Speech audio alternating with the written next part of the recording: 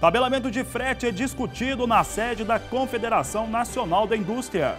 Terminal de Grãos do Maranhão anuncia início da segunda fase do projeto. Guaxupé atinge 83,9% da colheita do café. Exportações de milho ganham força, mas seguem abaixo na comparação anual. E o dólar mantém alta e caminha para R$ 4,10 com preocupações nas eleições.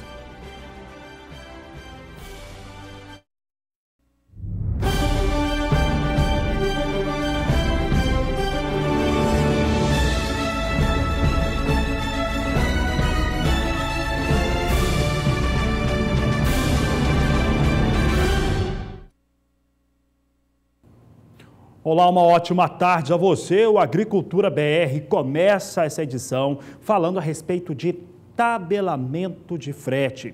Esse fator impacta todo o agronegócio brasileiro e, por que não dizer, toda a economia nacional. Eu já disse aqui no nosso programa que o PIB brasileiro deveria ser lá na casa de 3% nesse ano de 2018, só que isso não vai acontecer. Não vai acontecer exatamente por conta do tabelamento e aquela paralisação que passou dos limites, como todo mundo sabe, dos caminhoneiros no país. A ANEC, Associação Nacional dos Exportadores de Cereais, divulgou inclusive um levantamento que fala o seguinte: as exportações de milho serão extremamente prejudicadas e a primeira previsão era que se embarcasse até 27 milhões de toneladas do cereal. Entretanto, as novas estimativas, por conta de um custo mais alto de frete, dão conta de 20 milhões de toneladas apenas de frete a serem exportadas pelo Brasil ou pelas trades que operam no país, de acordo com a ANEC. A ANEC destaca que esse fator ocorre por conta dos impactos do tabelamento de frete e isso fez com que se tivesse tido essa queda tão forte em torno daquilo que deveria ser o embarcado de milho pelo país.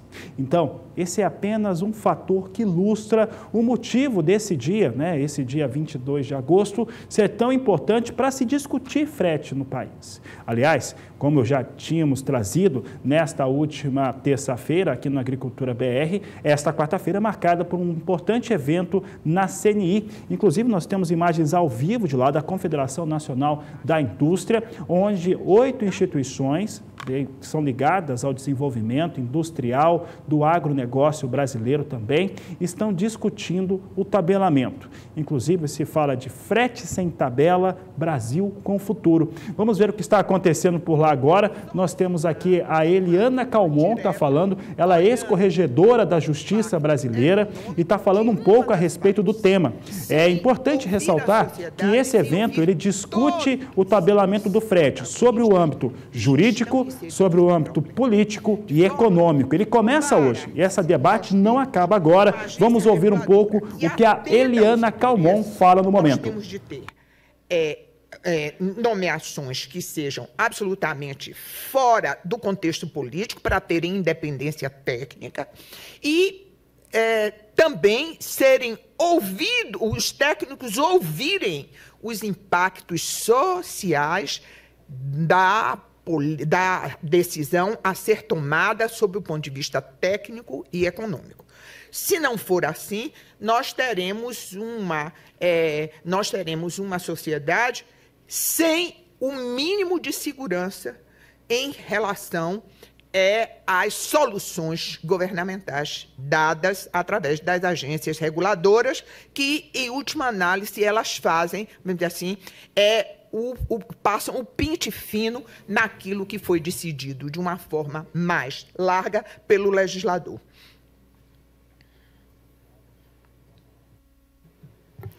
Nosso painel está chegando ao fim, infelizmente. Eu ainda tinha ótimas perguntas aqui da plateia para fazer, mas já me deram um sinalzinho para cortar. Então, ministra, muito obrigada pela sua participação. Estava com saudade de ouvir as suas afirmações sempre intensas e muito claras. Beto, nós estamos acompanhando, esse é um dos painéis que está acontecendo ao vivo, e você acompanha na Agricultura BR, CNI está transmitindo. Eu agradeço à Confederação Nacional da Indústria por ceder as imagens aqui para o Agricultura BR, para o canal do Boi. O evento ele segue até às 13h30, então daqui a a pouco nós vamos voltar, vamos acompanhar esse importante evento que discute tabelamento de fretes. Ontem eu falava a respeito deste tema com o meu colega Walter Puga Júnior, que está em São Paulo, e ele comentava, entrevistou, inclusive trouxe entrevista importante com os representantes da Biov, que falava a respeito dessa iniciativa. Você viu ali o debate sobre o aspecto jurídico do tabelamento de fretes, que é algo extremamente sério. Walter Puga, está aqui comigo, Puga, mais uma vez. Puga, esse é um evento que nós estamos trazendo aqui também pelo Canal do Boi, mostrando a importância que ele tem, para se debater sobre o aspecto político, econômico e jurídico, tabelamento de frete. Tiveram vários painéis desde as 9h30 da manhã, nós vamos continuar acompanhando, porque é algo muito sério, impacta diretamente o agronegócio brasileiro. Puga, boa tarde, seja bem-vindo.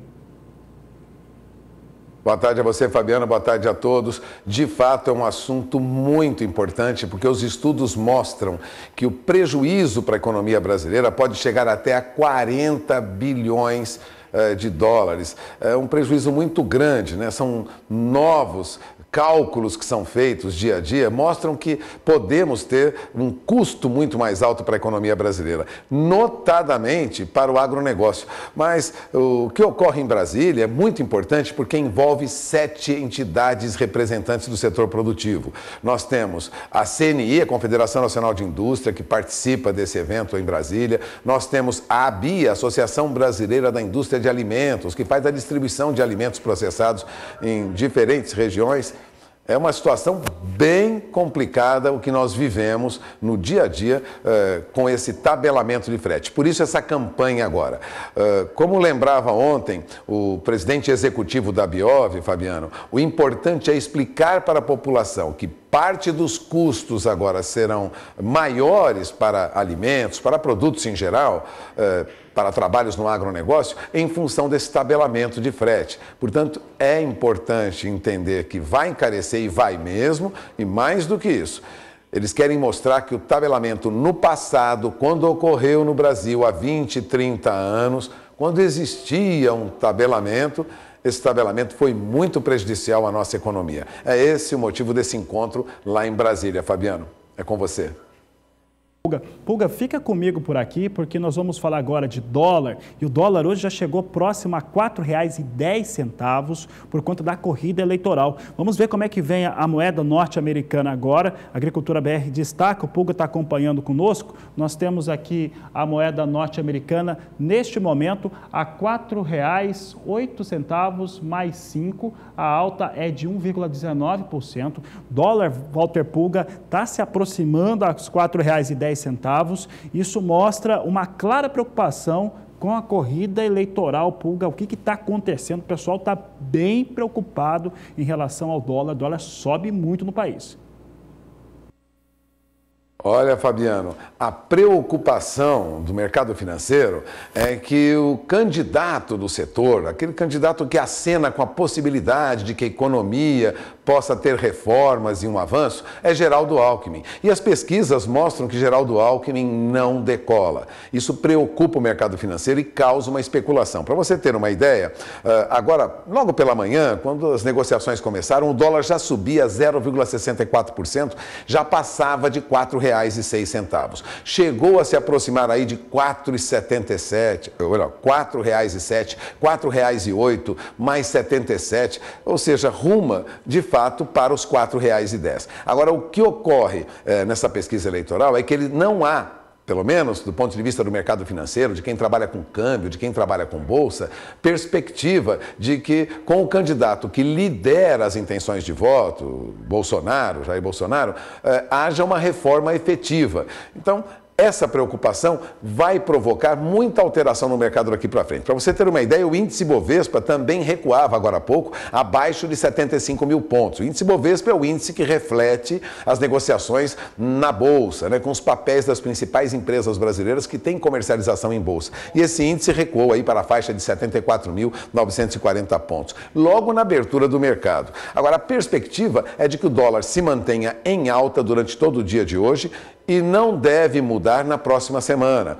Ou seja, não há sinal para o mercado de câmbio, para os operadores do mercado financeiro, de que haja, na verdade, uma possibilidade de ascensão de Geraldo Alckmin, que é o candidato que tem, vamos dizer, indicado para os operadores de mercado, para os bancos, para os investidores em geral, para quem trabalha no mercado de câmbio, que faria reformas e essas reformas trariam alguma mudança no Brasil. Como esse candidato não decola nas primeiras pesquisas, o mercado vê os operadores de mercado não veem com bons olhos o que está ocorrendo. E é lógico, uma disparada, vamos dizer, uma corrida atrás do dólar que vai provocar aí.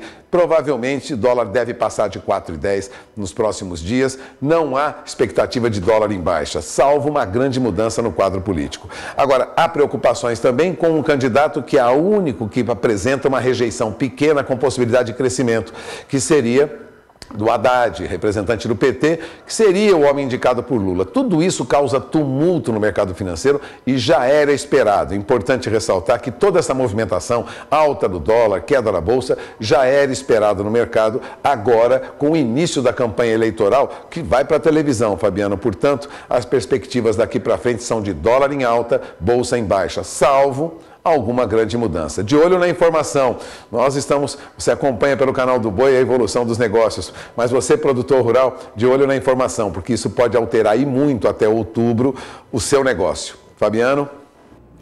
Obrigado, Walter Pulga, grande Pulga, obrigado pela participação aqui no Agricultura BR. Ele participa diariamente aqui conosco, trazendo informações e comentários que são importantes. Afinal, o dólar dispara no país, isso mexe totalmente com o cenário do agronegócio, principalmente na aquisição de insumos e também na venda de alguns produtos no travamento de negócios.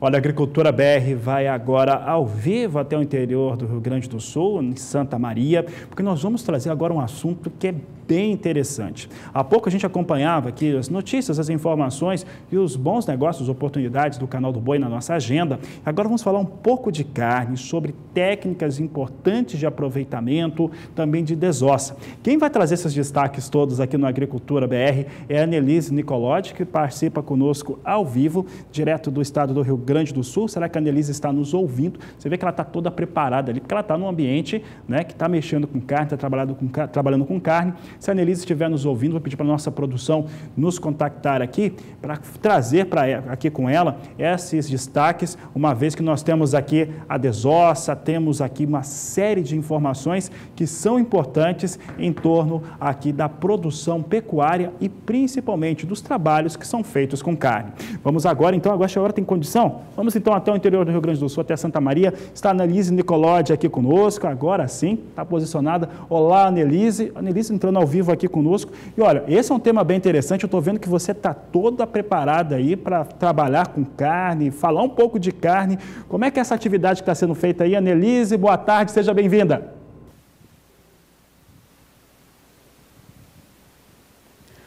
Oi, boa tarde, Fabiano, boa tarde a todos. Pois é, como tu falaste, a gente está aqui em Santa Maria, na região central do Rio Grande do Sul, para falar de carne. Estou aqui muito bem acompanhada, né, com o Marcelo Bolinha, ele que é consultor de carnes, né, de cortes de carne.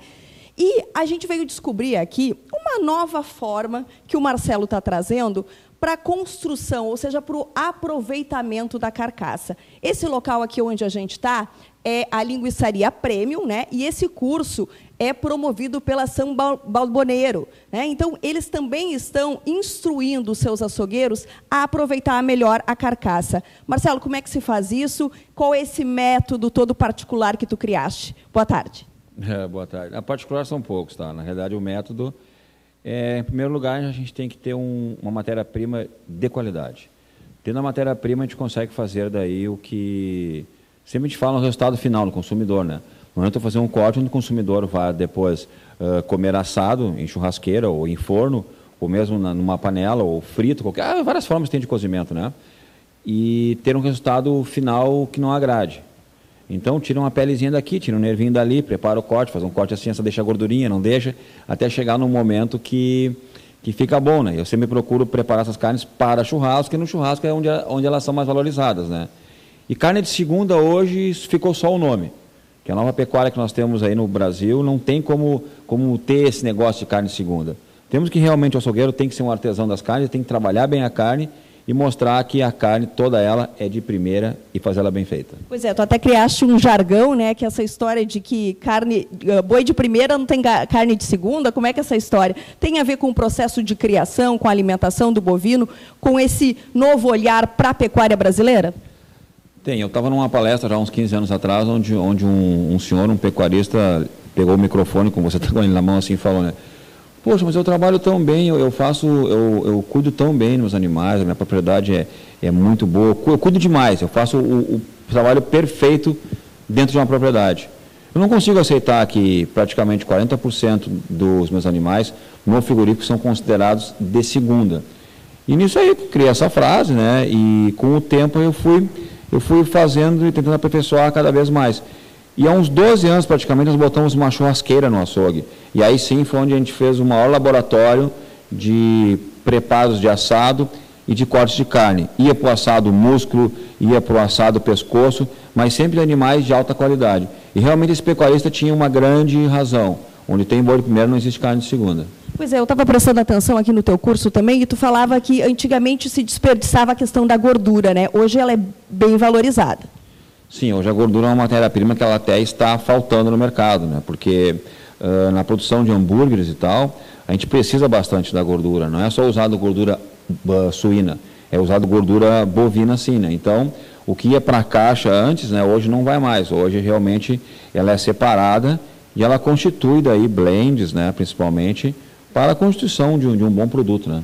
Esse trabalho que a Ação Balboneiro está fazendo aqui é algo que o pecuarista, né, que o produtor, que o criador está pendendo para esse lado, está buscando novos mercados? Sim, bastante, porque eu não gostaria de falar de exclusivamente uma raça, né? Mas existe, como eu vou voltar no assunto que eu falei no começo, que é a história de o pecuarista fazer o bom trabalho, fazer a parte dele dentro da propriedade, né? Independente de raça, se ele trabalhar bem a carne, o dianteiro, que é considerado a carne de segunda, ele vai dar muitos cortes bons. E aí, esse é o trabalho dele, ele cuidar da raça adaptada já na sua propriedade e trabalhá-la bem. Fazer uma terminação, ou confinado, ou meio confinado, ou mesmo em uma boa pastagem. Em cima disso, sim, aí deixa para os açougueiros que eles fazem o segundo trabalho. Pois é, a gente também aqui no Rio Grande do Sul é muito comum o nosso churrasco, né? Principalmente no domingo. Os cortes para o churrasco também estão vindo com uma nova roupagem? Sim, bastante, né? Principalmente nomes de outros países, né? Porque às vezes, por exemplo, para nós aqui no Rio Grande do Sul a gente chama de agulha sem osso, né? No norte do Brasil a 100. Então nós temos aí o short rib, que é do A100, que é da agulha. Nós temos o miolo do A100, ou entrecô do A100. A costela do dianteiro também, que era uma costela, praticamente a costela considerada da carne de segunda, mais magra. Mas hoje em animais de qualidade ela tem mais marmoreio, mais carne e o ossinho pequenininho. Uma carne predileta, sabe de quem? Das mulheres. Que gostam de uma costela, mas não gostam daquela costela mais durinha e mais gorda. A costela do dianteiro ela vem sanar essa vontade de consumir, que ela tem mais carne e o ossinho bem pequenininho. E é o xodó no momento a costela do dianteiro. Pois é, pessoal, o Marcelo também vai estar na Expo Inter, que começa nesse sábado, né, lá em Esteio, na Vitrine da Carne, todo mundo convidado também para conhecer um pouquinho mais do teu trabalho, né, Marcelo? A Vitrine da Carne Gaúcha é um grande sucesso já há 11 anos, né, na Expo Inter, no pavilhão internacional. Começa dia 25 agora, sábado, e termina só dia 2, se eu não me engano, de setembro, né? Mas dia 1º, a Vitrine da Carne já está, é só 8 dias, né, de sábado a sábado. Show de bola. Obrigada, Marcelo Bolinha, pela tua participação. Eu volto com vocês aí em Campo Grande. Tá certo, Anelise, obrigado pela participação. Olha, agradece o Marcelo, foi uma honra tê-lo aqui na nossa programação, aqui no Canal do Boi. Obrigado pela participação aqui no Agricultura BR. Marcelo Bolinha falando um pouco a respeito dessa seleção, trabalho feito na pecuária, como os resultados com a carne ficam muito superiores. E esses cursos, treinamentos que ele trabalha, eles ajudam, né, claro, a pecuária, o pecuarista no campo, mas também o comércio varejista, principalmente, que consegue ofertar e dar cortes mais adequados ao produto do pecuarista. As casas de carne trabalham melhor e agregam valor na hora de colocar esses produtos à disposição do consumidor brasileiro.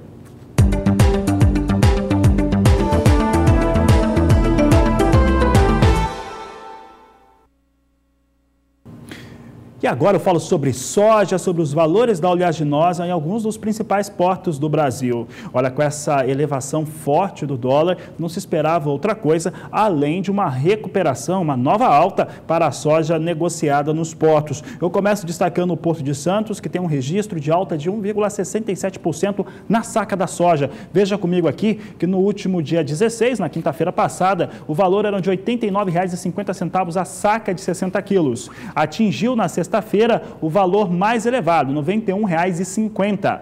No dia 20, nesta última segunda-feira, R$ 89,50 a saca. Nesta última terça, chegou a recuar para R$ 87,00, recuperando só o final do dia dos negócios, mas nesta quarta-feira sobe mais uma vez, veio para R$ 91,00 a saca de 60 quilos, uma alta de 1,67% para os valores de referência para a soja saca de 60 quilos no Porto de Santos. Quem também tem movimento de elevação é Claro e no Porto de Paranaguá. A alta por lá é de 1,11% na última semana. Vamos ver os valores aqui negociados. Você tem aqui a última quinta-feira R$ 90,00 a saca. Na sexta-feira atinge o maior valor do período, R$ 92,00 a saca de 60 quilos. Começa a semana a R$ 89,20. Nesta terça-feira chegou a ter um registro de queda para R$ 88,00 a saca, mas nesta quarta-feira ela acaba refletindo, evidentemente, a alta do dólar e sobe mais uma vez. A alta é de 1,11% no acumulado da semana.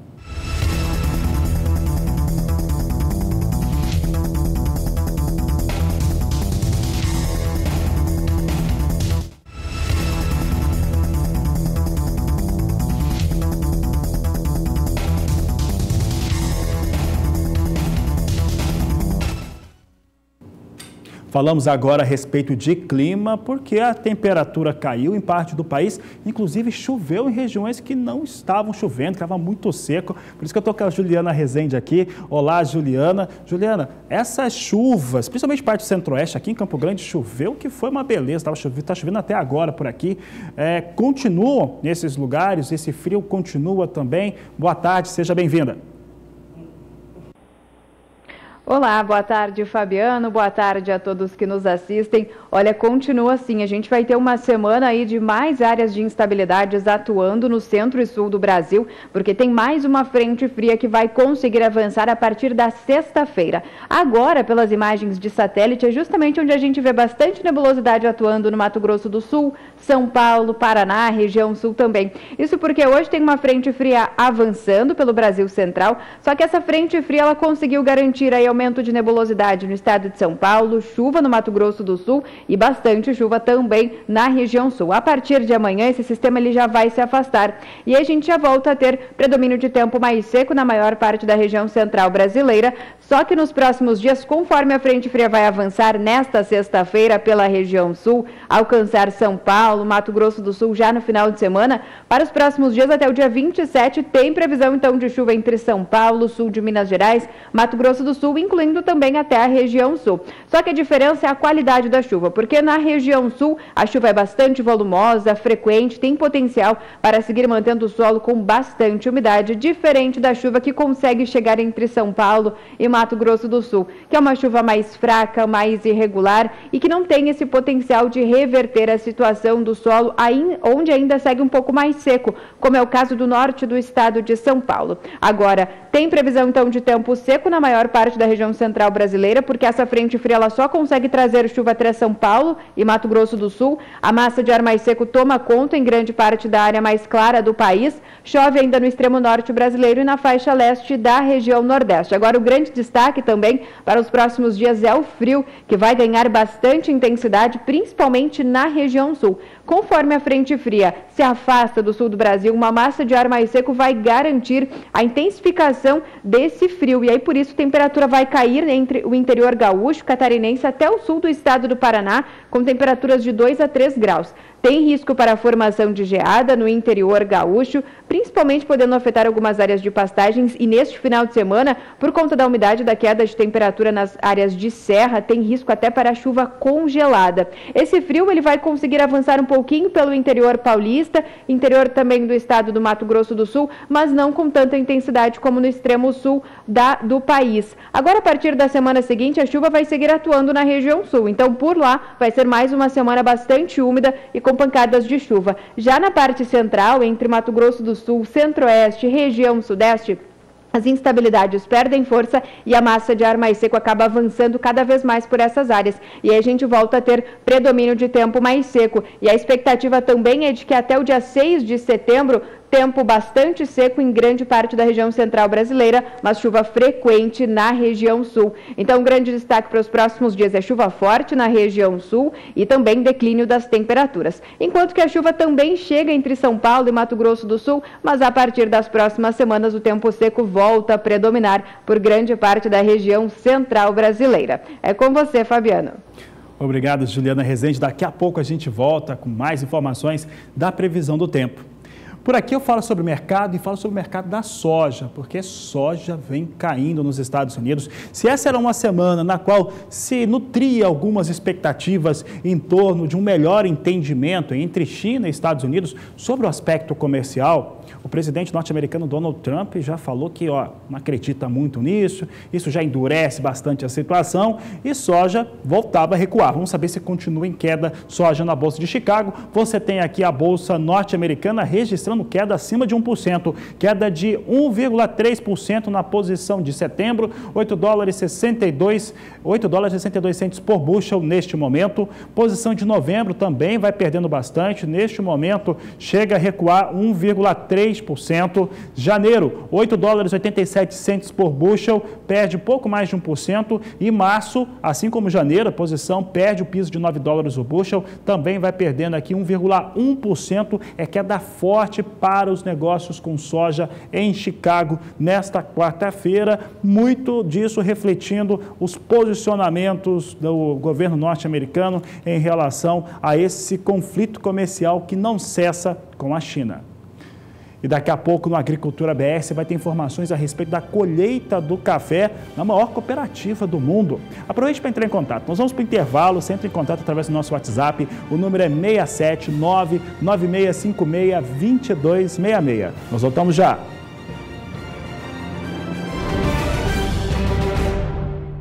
Agricultura BR de volta e agora eu falo sobre o déficit na armazenagem no país.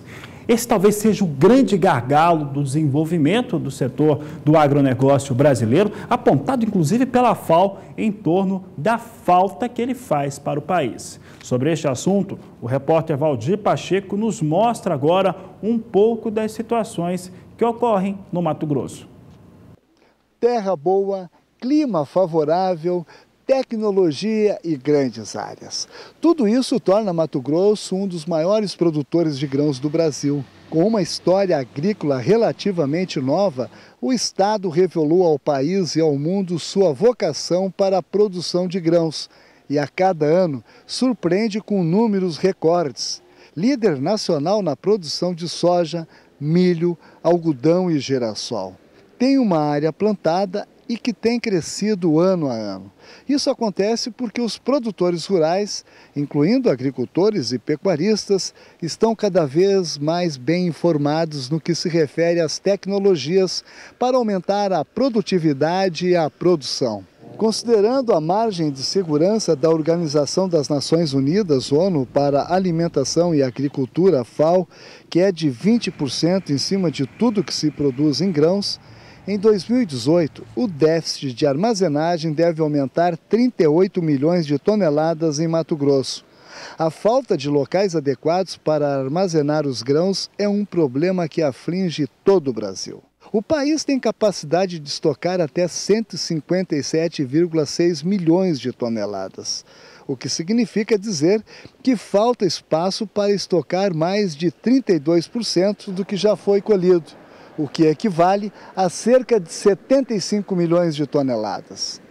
Valdir Pacheco para o SBA, Sistema Brasileiro do Agronegócio. Continuo falando sobre logística e agora sobre o terminal de grãos chamado Tegran, que é instalado no Porto de São Luís, no estado do Maranhão.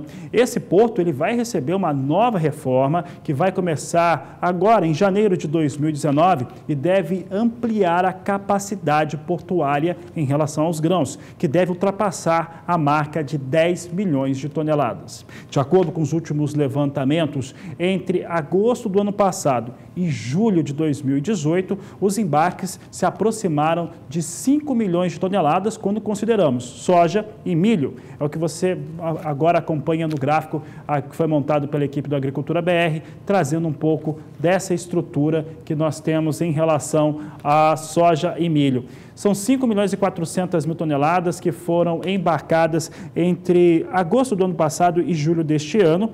É um bom volume para esse porto, o porto de Itaqui, em São Luís, no estado do Maranhão. A capacidade deve ser ampliada para 10 milhões de toneladas, de acordo com as expectativas, e essa obra começa em janeiro do próximo ano. Vamos acompanhar agora, eu já falei disso, falando ainda em questões logísticas, o tabelamento de frete está sendo discutido na sede da Confederação Nacional da Indústria, lá na CNI, em Brasília, e os números vão apresentando uma situação muito difícil para a economia brasileira. O nome desse evento é Frete Sem Tabelamento Brasil com Futuro. Tem 8 instituições, 8 entidades que participam e promovem esse evento, que discute o tabelamento de frete sobre o âmbito jurídico, sobre o âmbito técnico e também sobre o âmbito político. Vamos acompanhar o que está acontecendo por lá agora. Você tem aqui o Agricultura BR destacando agora a parte da discussão política. É o Evandro Gussi, deputado federal pelo Partido Verde do Estado de São Paulo, que fala na CNI neste momento. Me parece que o tema sobre o qual nós estamos falando, e cuja abordagem, falando ontem com o Fernando Rodrigues, é um problema de instituições, é um desafio que nós temos hoje aqui. Eu vou procurar ter um tom menos acadêmico e mais propositivo. Ou a agroindústria brasileira, que já é um caso de sucesso, sobre praticamente todos os KPIs analisáveis. Nós somos um caso de sucesso.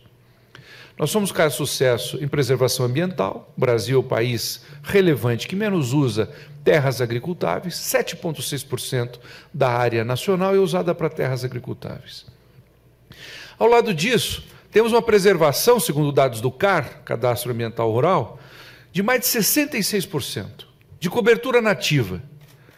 Hoje, mais de 66% do território nacional está tal e qual o encontrado pelos portugueses no século XVI. Fazemos uma agricultura e uma pecuária sem subsídios, e que, apesar disso, é a mais competente, mais eficiente e, de novo, mais sustentável do mundo. Temos as fontes de matrizes energéticas mais sérias e mais limpas que o mundo conhece. Temos uma indústria que cada vez mais verticaliza os nossos produtos, a nossa matéria-prima, com rigor, com vigor, com controle sanitário e assim por diante. Ou seja, o Brasil tem gente, empreendedores e sistemas de empreendimento que fazem, sem dúvida, inveja ao mundo todo. Tem um problema. Bom, nós estamos acompanhando aqui o Evandro Gussi, deputado federal pelo Partido Verde do Estado de São Paulo. Ele está falando de algo que quem faz é o produtor rural, tá? Sabe por quê? Porque ele está falando sobre preservação, ele está falando de áreas enormes no país, são quase 80% das áreas brasileiras que estão no mesmo estado de quando os portugueses chegaram no século XVI no país. E isso não é pouca coisa. E quem está falando é o Partido Verde, então está bem interessante ouvir. Nesse momento, a discussão é no âmbito político. O âmbito jurídico foi discutido em alguns painéis que ocorreram desde as 9h30 da manhã. Agora estamos vendo os painéis políticos para debater tabelamentos de frete, e esses argumentos todos valem para se ter a convicção de que em várias áreas se teve investimentos. Em outras áreas, naquela que precisaria necessariamente ter participação governamental, isso não ocorreu. contrário. Seria alguém, em princípio, com a capacidade.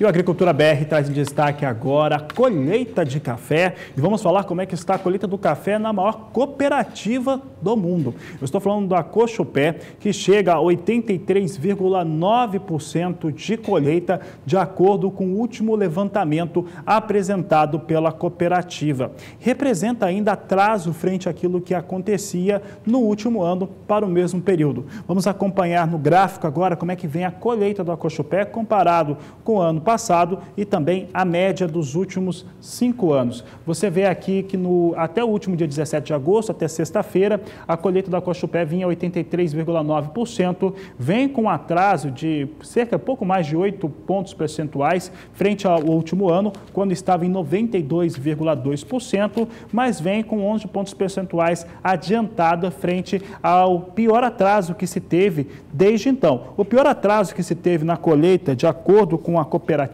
foi no ano de 2015, com 72,7%. Então, em 2015, ainda é o pior registro de atraso de colheita e o segundo é esse agora do ano de 2018.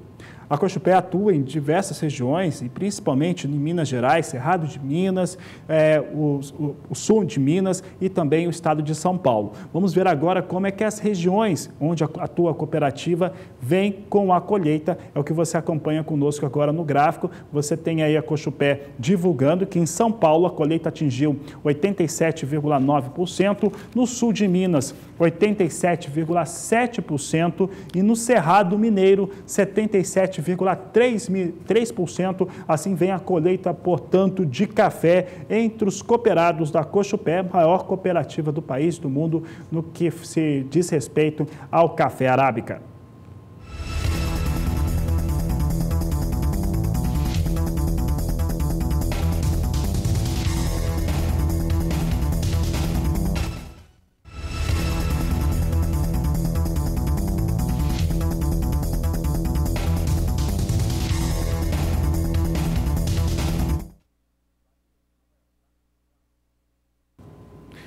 Por aqui, o Agricultura BR agora destaca o que vem acontecendo com o café. Você sabe que é trágico. Nós já tivemos nessa semana os piores valores negociados para o café arábica na Bolsa de Nova York dos últimos 12 anos. É muito tempo, é muita pressão negativa sobre o café arábica brasileiro. Vamos saber como é que vem os negócios hoje, nesta quarta-feira. Nesta última terça-feira até tinha algum tipo de recuperação. Hoje continua, segue caindo. Você vê café arábica despencando.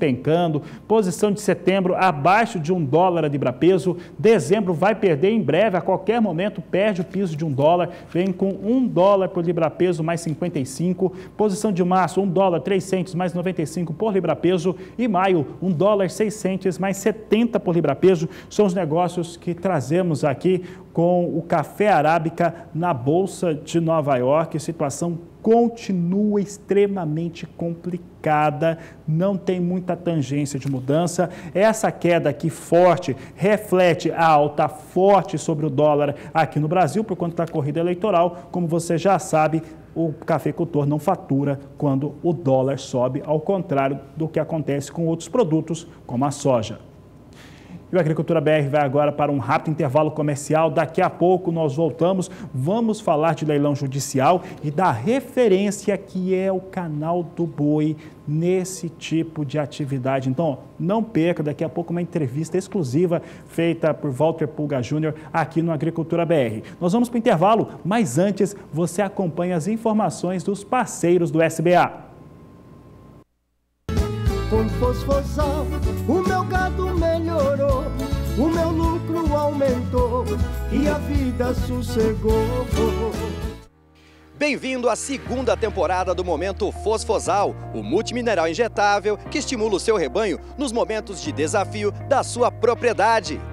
E para essa temporada, preparamos para você uma série de depoimentos de pecuaristas por todo o Brasil que usaram e comprovaram a eficácia de Fosfosal, aumentando a lucratividade da fazenda. Acompanhe no vídeo. Comecei utilizando Fosfosal nos bezerros pós-desmama e gostei muito do resultado do produto, que deu uma melhora muito boa no pelo dos animais, no ganho de peso, de engorda. Esses bezerros não sentiram tanta desmama e depois eu passei a fazer no pós-parto das vacas também, aqui a gente tem cria e um pouco de recria das fêmeas, então eu usei na recria e depois no pós-parto das vacas também. E eu gostei muito do resultado, porque as vacas melhoraram muito, elas estão assim, bem bonitas, o pelo liso, e eu gostei muito, estou muito satisfeito com o resultado do produto. O desafio superado com o uso de fosfosal nessa propriedade era a desmama, e a gente sabe que esse processo deixa o animal extremamente debilitado. Bruno, explica pra gente como o fosfosal agiu nesse caso. O fosfosal é um multimineral injetável indicado nesses momentos de alto desafio do ciclo produtivo, como a desmama. Então recomendamos sempre 10 ml no manejo de desmama. Fosfosal é uma fonte de energia, uma alta concentração de fósforo, que ajuda também na imunidade dos animais. Então os animais eles vão adaptar melhor a uma nova condição de pastejo, uma nova condição de nutrientes, representando uma maior produtividade desses animais, como relatado. Sanidade é sinônimo de lucratividade. Ligue agora 0800 847 2222 e peça Fosfosal, uma injeção de peso. Fosfosal, uma injeção de peso.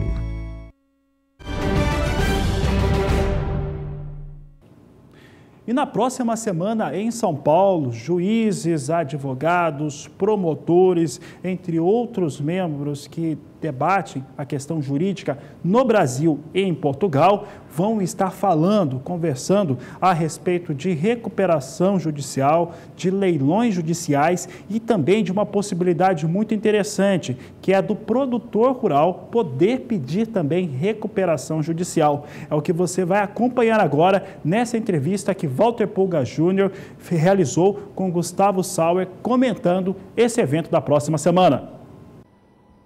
E na próxima semana, nos dias 28 e 29, teremos em São Paulo o primeiro Congresso Internacional de Insolvência Empresarial.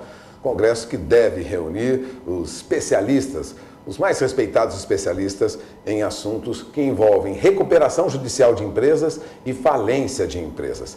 E entre essas pessoas que estarão no Congresso, estará o Dr. Gustavo Sauer. Dr. Gustavo Sauer, vamos começar explicando para quem nos acompanha agora a importância de um congresso que vai discutir legislação e aspectos jurídicos bem detalhados da falência e da recuperação judicial.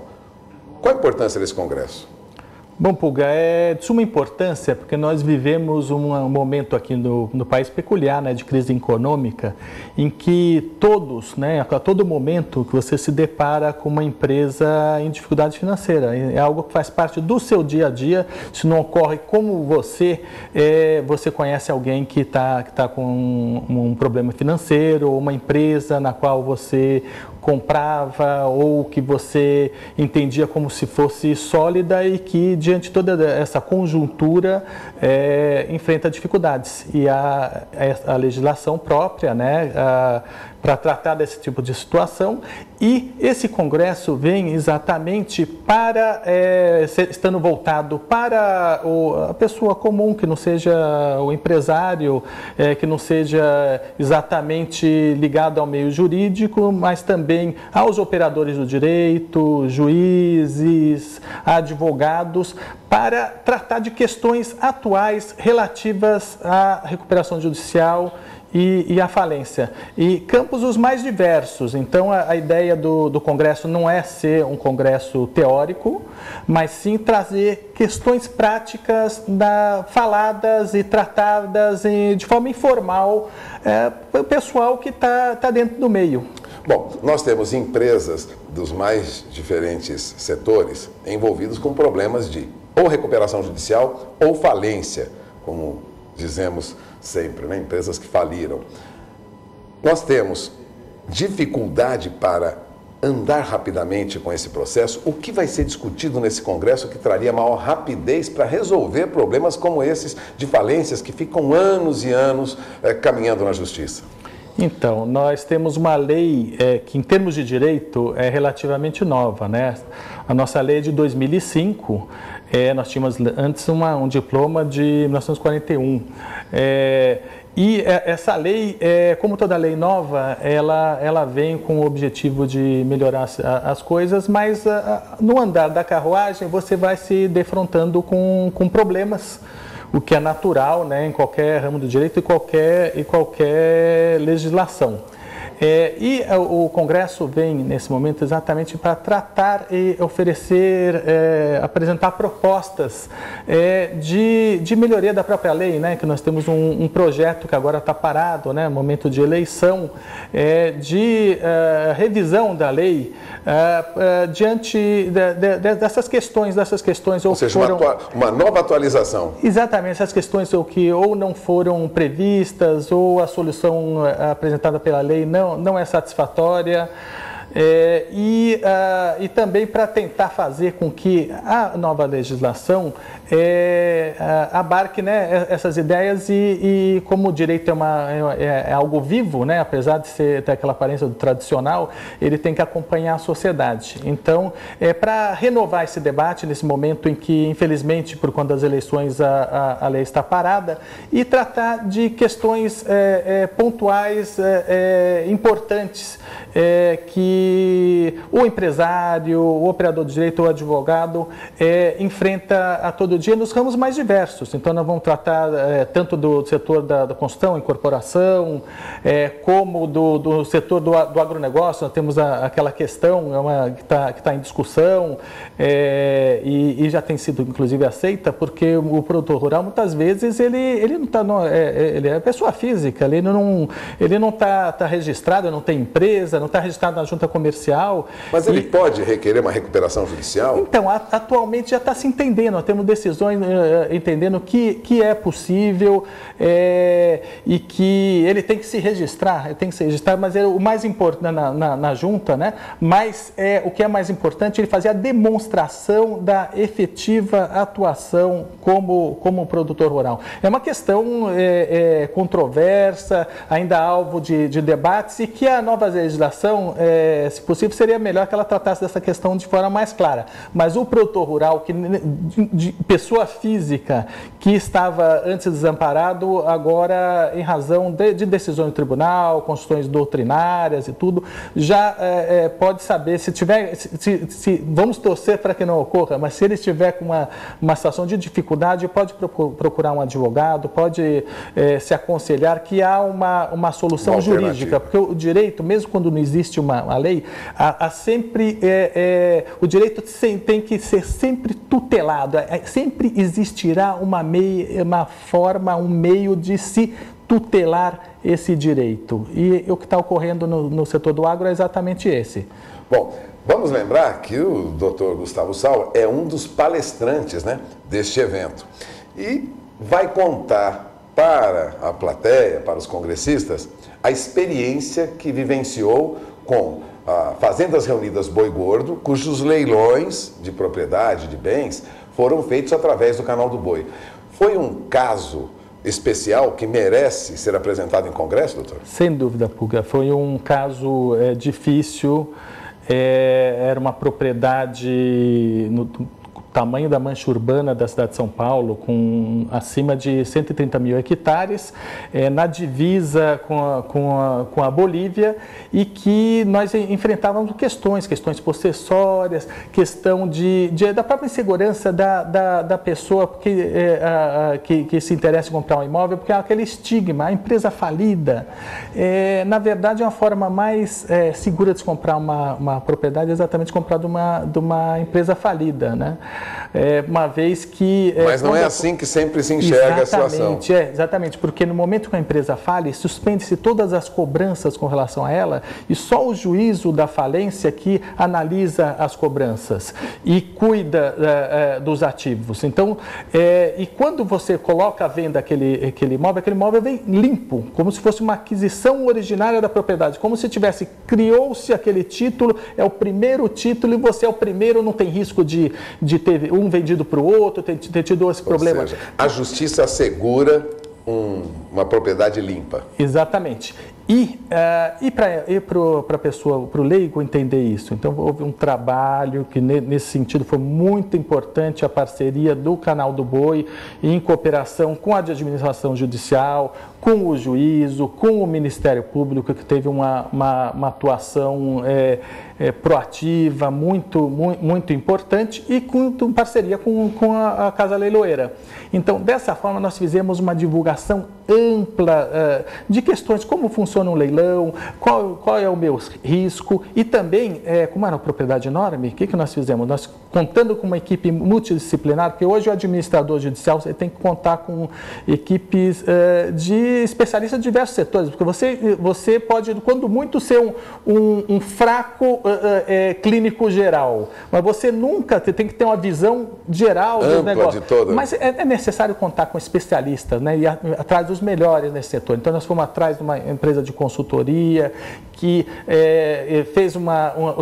tratou da questão divisão da fazenda. Exatamente. Aí nós criamos 30 novas fazendas independentes que poderiam ser acesso direto, não encravadas, observando a questão ambiental, que cada uma dessas fazendas estaria cumprindo a legislação ambiental. E foi isso que permitiu a venda ser possível. Exatamente. Com o levantamento da cadeia dominial, mostrar, olha, tem origem, está tudo em ordem, está georreferenciado, CCIR, ITR, tudo em ordem, que deu essa tranquilidade. Se eu ficasse parado e fizesse a avaliação e anunciasse no átrio do fórum, como se fazia antigamente, não teria sido vendido, porque mesmo dessa forma que nós trabalhamos, foi mais de ano para vender essa propriedade.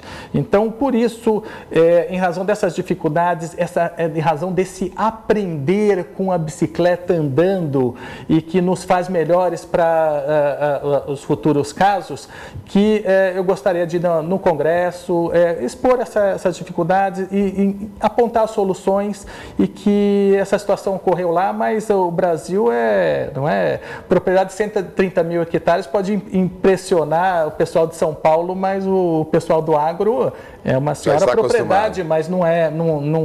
Já estão acostumados com o tamanho. Exatamente, não fica boquiaberto. Bom, quem participar desse congresso, você que é produtor rural ou advogado, que tem trabalho junto a empresas, seja em recuperação judicial ou falência ou não, é um congresso importante, vai trazer todos esses assuntos que envolvem a legislação de recuperação judicial e também de falência numa discussão ampla. É um congresso internacional, então tome nota. Nos próximos dias 28 e 29 de agosto, em São Paulo, no Hotel Maxud Plaza. E você terá a oportunidade de conhecer detalhes sobre esse caso, né, que eles chamam de case, do Canal do Boi, junto com a Fazendas Reunidas Boi Gordo, com a Justiça, conseguiu chegar a uma solução. Será um case que será apresentado nesse congresso pelo Dr. Gustavo Sauer. Dr. Gustavo, agradeço a sua entrevista. Agradeço, Pulga. Passamos o recado, doutor? Passamos, e outros colegas do IBAJUD estarão aqui para dar uma visão mais abrangente. Eu me foquei mais na questão das Fazendas Reunidas Boi Gordo, mas ele é um congresso que cobre diversos setores da economia. Então, você vai ter, como eu disse, setores da incorporação, questão bancária, da alienação fiduciária, da dificuldade, às vezes, da pessoa se recuperar, uma vez que os bens dela estão travados em razão do empréstimo bancário, questões do dia a dia. Questões práticas. Exatamente. Que podem ajudar o empresário, seja ele produtor rural ou não. Exatamente. Então, amanhã ou depois nós teremos mais gente aqui do IBAJUD para ajudar trazer uma trazer mais informações mais sobre e mais geral acerca desse congresso. Bom, agradeço a entrevista do Dr. Gustavo Sauer. Vamos encerrando por aqui. Voltamos ao programa. Aí, Walter Pulga Júnior, Gustavo Sauer falando a respeito desse grande evento. Reúne aí muita gente boa. Na próxima semana, em São Paulo, reúne pessoas da área jurídica, tanto do Brasil quanto de Portugal. Nós vamos para o intervalo comercial. Daqui a pouco nós voltamos. Vamos falar um pouco a respeito de soja depois do intervalo. E nesta quinta-feira, o Fundo de Defesa da Citricultura, o Fundecitrus, apresenta um levantamento que mostra como foram os impactos que a doença do greening causou aos pomares brasileiros. Uma doença que é capaz de devastar a produção nacional. Paralelamente, o Fundecitrus também vai fazer o lançamento de um aplicativo que fala sobre o tema. Esse é o motivo dessa entrevista da repórter Sara Kirchhoff. O greening é considerado a pior doença da citricultura e causa prejuízos incontáveis para a produção. Além disso, não tem cura. Pensando nisso, o Fundecitrus lançou um aplicativo e o Bruno Daniel, engenheiro agrônomo do Fundecitrus, vai explicar as funcionalidades desta ferramenta para a gente. Seja bem-vindo ao SBA. Muito obrigado pelo convite. A ferramenta, o SISEG, né, Sistema de Controle Externo do greening, surgiu da necessidade de se monitorar e se erradicar possíveis fontes de inóculo, possíveis locais onde tanto o inseto como a bactéria possam sobreviver. Esses locais são fundos de quintais, condomínios de chácaras, pesqueiros e até a área urbana dentro da área do município. Em virtude disso, como o número de informação gerado é muito alto, ao passo que você visita uma casa, uma residência e retira uma planta, faz a substituição daquela planta de limão por uma outra frutífera ou de uma ornamental, no caso a murta, por uma outra ornamental, se faz necessário a gestão dessa informação. Como o volume era muito alto, nós entendemos em um determinado momento a necessidade de se criar um aplicativo para coleta da informação e posterior gestão dessa informação. Em um determinado momento também nós abrimos essa ferramenta para que todo citricultor possa fazer o uso dela. É uma ferramenta gratuita e oferece todos os comandos aí para coleta dessa informação no campo. E aí como é que é? O produtor, então, ele pega essas informações, ele faz a avaliação lá na propriedade, pega as informações e lança no aplicativo. E a partir daí como é que funciona? Exato. Esse aplicativo, no campo, ele tem a função de coleta. No escritório, através de uma página na web, o citricultor consegue fazer a gestão. Então, ele pode fazer um raio ao redor da propriedade dele. Hoje, nós trabalhamos com um raio em torno de 5 quilômetros ao redor da propriedade e todos os pontos visitados pelo funcionário ou pelo negociador do Fundecitrus, eles são lançados dentro desse aplicativo. E, a partir desse momento, o gestor pode acompanhar praticamente em tempo real de dentro do escritório quantas plantas estão saindo, qual a rota que o funcionário está fazendo, quais os locais que ele está visitando e se ficou alguma coisa para trás, algum agendamento, ele pode estar retornando naquele local posteriormente. E o combate ao greening, ele tem justamente essa característica, né? Cuidar da sua própria propriedade, mas também ficar de olho no vizinho, né? Que às vezes tem um terreno abandonado lá e pode estar trazendo a doença para outras propriedades, né? Exatamente. O controle do greening hoje, ele é um quebra-cabeça, né? Você tem diversas peças para montar todo esse cenário. Fazer a pulverização somente internamente da propriedade é uma visão de médio prazo, ao passo que você tem uma pressão externa muito grande de plantas que não recebem nenhum tipo de manejo. Por isso, o manejo externo é tão importante quanto o manejo interno. E o uso do aplicativo, ele não diminui esses cuidados, né? Pelo contrário, ele corrobora com isso. Exatamente. O aplicativo, ele vai mostrar exatamente onde estão esses problemas, né? E vai possibilitar a gestão desses problemas, praticamente em tempo real. E os prejuízos, como eu falei lá no início do greening, eles são incontáveis, ainda mais considerando que é uma doença que não tem cura, né, Bruno? Exatamente. É uma doença que não tem cura. A partir do momento que uma planta é infectada, não existe outra saída a não ser erradicar essa planta e o inseto pode se alimentar nessa planta doente e levar a bactéria até um pomar sadio. Por isso que essas plantas que estão em fundo de quintal, em condomínios de chácaras, em pesqueiros e até na área urbana, elas são tão importantes porque elas não recebem nenhum tipo de manejo com inseticidas ou até a erradicação, né? E servem de fonte de inóculo, servem de fonte de contaminação para outras plantas sadias. Isso tudo ajuda a garantir, claro, essa boa produtividade que a gente tem aqui no Brasil, exportando bastante suco de laranja para o mundo afora, né, Bruno? Com certeza. É mais uma ferramenta que o citricultor pode utilizar no combate a essa doença. É uma doença muito difícil, mas é mais uma ferramenta aí para o uso no dia a dia. Ela é gratuita, o citricultor pode baixar através das lojas Play Store e Apple Store, não tem custo algum.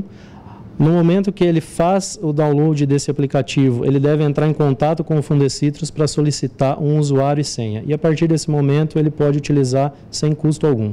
Perfeito, Bruno. Obrigada pela sua participação aqui conosco. E com essa doença, realmente, todo cuidado é pouco. No ano passado, nós já falamos bastante aqui no SBA da campanha Todos contra o Greening. E agora vem aí mais uma ferramenta, uma tecnologia para combater essa doença. Devolvendo o sinal para Campo Grande, é com vocês. E aplicativo, portanto, lançado nesta quinta-feira, assim como esse levantamento que fala sobre as áreas afetadas com greening nas áreas produtoras do país. Vamos saber agora como é que fica a previsão do tempo para essas regiões produtoras de laranja. Juliana Rezende já está aqui comigo. Como é que fica o clima, então, para essas regiões? Greening tem atingido bastante as áreas de produção. Juliana. Olha, como o estado de São Paulo é um dos principais produtores de laranja aqui do país, vou comentar um pouco então como está o clima por lá. Algumas áreas produtoras de laranja do interior do estado já não recebem chuva significativa. Esse mapa, ele representa a estiagem agrícola, que representa o período de dias em que já não chove de forma significativa nas áreas agrícolas. Nas áreas mais ao norte é onde o período de estiagem segue um pouquinho mais estendido, já passando aí de 70 dias sem chuva significativa para as lavouras da região. Nas demais áreas já voltou a chover ao longo dos últimos dias, então por isso o período de estiagem segue ainda mais extenso, principalmente nas áreas mais ao norte. Para os próximos períodos, tem previsão de chuva no estado de São Paulo entre os dias 23 e 27 de agosto. Então, grande parte das áreas produtoras de laranja do estado de São Paulo já volta a receber pancadas de chuva ainda ao longo dos próximos dias, conforme uma frente fria vai avançar pelo centro-sul do país. Não vai ser uma chuva tão volumosa e expressiva a ponto de trazer o aumento das condições de umidade do solo, que seguem ainda um pouco mais baixos, especialmente no norte do estado, que é onde o período de estiagem ainda segue um pouco mais extenso. Só que essa chuva ela acaba trazendo um certo alívio para áreas produtoras, principalmente das áreas mais ao sul do estado e até do extremo oeste, que é onde a chuva é um pouco mais expressiva e também com maior volume de água. E aí o acumulado de água nessas regiões passa de 15 milímetros em poucos dias. Áreas mais ao norte e também na região da capital, até no Vale do Paraíba, a chuva é bem fraca e isolada, que vai acontecer agora ao longo dos próximos dias. Em relação às temperaturas, vai cair também, porque conforme a gente tem a passagem da frente fria, a temperatura vai voltar a cair um pouquinho mais. No interior do estado de São Paulo, mínimas em torno de 9 graus. Então não vai ser aquele declínio de temperatura tão expressivo que acabe trazendo alguns riscos para as lavouras. É apenas um leve declínio das temperaturas conforme a passagem da frente fria. A partir da semana seguinte, até o dia 1º de setembro, essa chuva já perde intensidade, então ela é bem rápida, passageira, e a partir da próxima semana a gente já volta a ter o predomínio de tempo mais seco e também com temperaturas voltando a aumentar na região. Então, durante os próximos dias, tem previsão de chuva em áreas produtoras de laranja do estado de São Paulo. Essa chuva traz um certo alívio para algumas lavouras que vinham sendo prejudicadas por conta do período de estiagem. Agora, a partir da próxima semana, a gente já volta a ter mais dias aí de tempo bastante seco e temperaturas em elevação. Então, com essas instabilidades durando pouco tempo, o cenário ainda vai seguir favorável, principalmente para os produtores que ainda estão em fase de colheita nas atividades no campo. Mas daqui a pouco eu volto com mais previsão do tempo. É com você, Fabiana. Tá certo, Juliana, obrigado pela participação, mostrando um pouco como é que fica essa questão climática sobre as áreas de produção de laranja. Vou falar agora de uma outra cultura que é muito tradicional no centro-sul do país. Eu estou falando da cana-de-açúcar, porque indiretamente eu vou falar agora de açúcar. E principalmente o que a Organização Internacional desse produto fala a respeito das campanhas 17 e 18 e também da 18 e 19. Sabe o que acontece?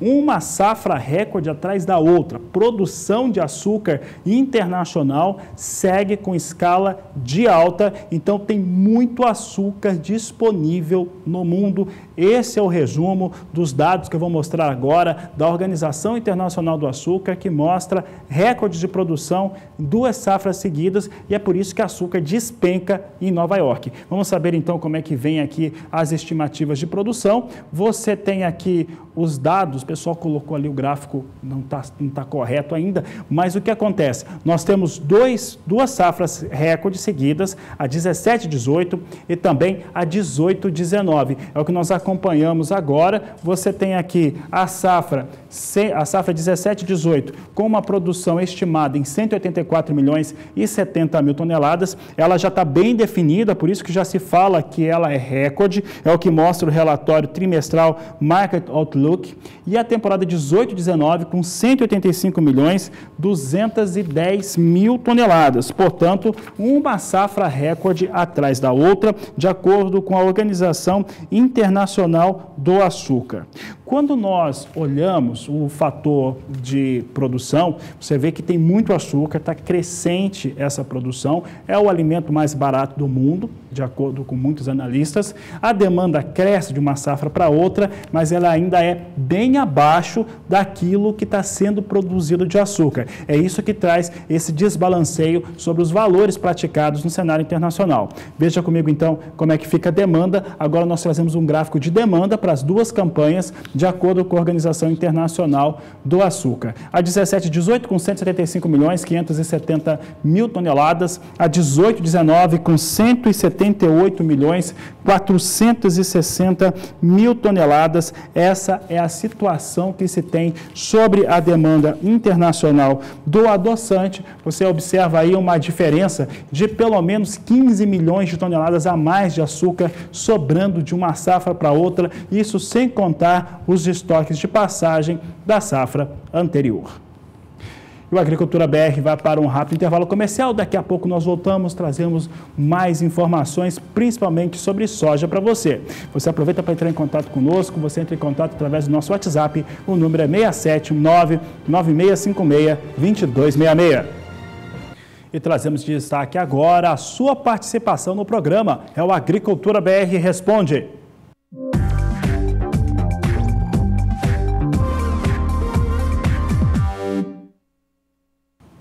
Trazemos uma série de participações agora, participação principalmente vindo lá do Nordeste brasileiro e especificamente do estado da Bahia. Vamos ver quem está participando do programa conosco hoje. Nós temos a participação de alguns telespectadores, são 3 telespectadores, o Fábio de Cícero Dantas, Juarez, do município de Rui Barbosa, e Paulo Leandro, de Santa Rita de Cássia. Os 3 estão pedindo aqui previsão do tempo para o estado da Bahia. Quem responde a esse questionamento é a Juliana Rezende, que participa mais uma vez conosco aqui no Agricultura BR. A Juliana está aqui conosco. Juliana, telespectadores do estado da Bahia querendo saber como é que fica o clima por lá, como é que está a previsão? Olha, Fabiano, nessas áreas do interior da Bahia, algumas regiões já não recebem pancadas de chuva significativa para a pecuária há pelo menos 150 dias nessas áreas em roxo do mapa, justamente onde o período de estiagem vem durando um pouco mais. E é por isso que as condições de umidade do solo nas áreas mais a oeste e norte da Bahia também seguem extremamente baixas. Com solo bastante seco, algumas lavouras aí não vêm se desenvolvendo muito bem. No decorrer dos próximos dias, tem previsão de chuva apenas na faixa leste litoral da Bahia. Agora, algumas áreas do norte, do centro e também até do oeste, nada de chuva por enquanto. E esse cenário não tem previsão de grandes mudanças. Isso porque nos últimos dias do mês de agosto, a chuva da faixa leste até consegue avançar um pouquinho mais pela região central da Bahia, mas não consegue avançar de forma abrangente pela maior parte dos municípios. Então, áreas do centro, do norte e também, mais uma vez, do oeste ainda seguem com predomínio de tempo bastante seco e com temperaturas em elevação. Até os primeiros dias de setembro, pouca mudança no tempo na maior parte da Bahia. Então, para essas regiões que já vem enfrentando o período de estiagem durante os últimos meses, o cenário ainda deve seguir persistindo até pelo menos os primeiros dias do mês de setembro. Tempo seco predominando no interior e chuva vai seguir ainda frequente em toda a faixa leste e litoral da Bahia. Hoje eu encerro por aqui a minha participação, mas amanhã eu volto com mais previsão do tempo. Boa tarde a todos. Uma ótima tarde a você, Juliana Rezende. Amanhã ela volta aqui no Agricultura BR.